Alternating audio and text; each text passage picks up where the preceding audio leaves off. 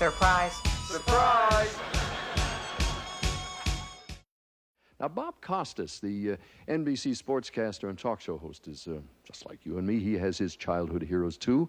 Bob was a child of the 60s, and he idolized the great star Chuck Connors. Now, back in the 60s, Chuck had a couple of very successful series, like Rifleman.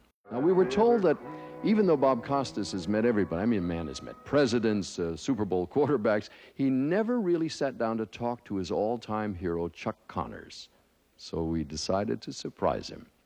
Now, it happened when I was a guest on Bob's talk show called Later. Now, after my interview was finished, I asked Bob if I could interview him for a fictitious show on the 60s we were producing called The Best Years of Our Lives. It was a completely phony idea, but it gave me a chance to lead Bob into a discussion about Chuck Connors. From the early 60s to the late 60s.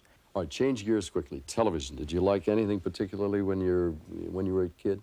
I think I like the standard stuff, the Action sitcoms. shows?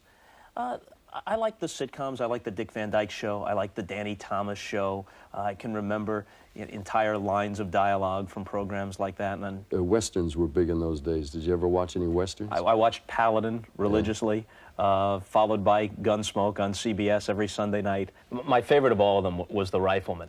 I loved Lucas McCain and the relationship with Mark, played by Johnny Crawford, and the town sheriff, Micah, who really didn't have much to do because Lucas McCain came into town from his ranch anytime there was any trouble, and he took out that rifle and blew everybody away, and then Micah just wrote up the police report, I guess. All right, what made Chuck Connors, the lead player, so special? Well, he had tremendous presence. The guy was 6'6", former basketball player and Major League Baseball player, and he was able to project both the warmth of the father, the widower father to Mark, but also the strength and the presence of the gunfighter of the Old West, and he did both convincingly.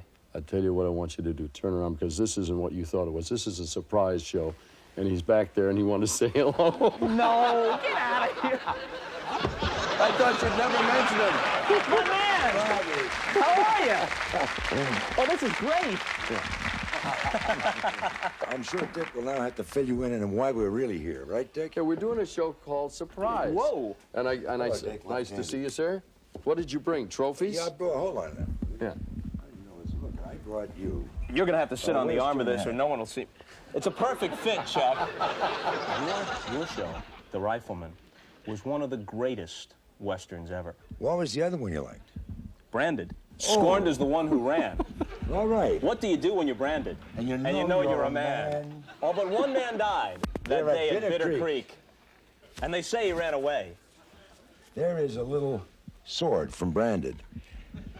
Something we gave away years ago. I had one left. Chuck Connors on the side. Well, this is a great honor.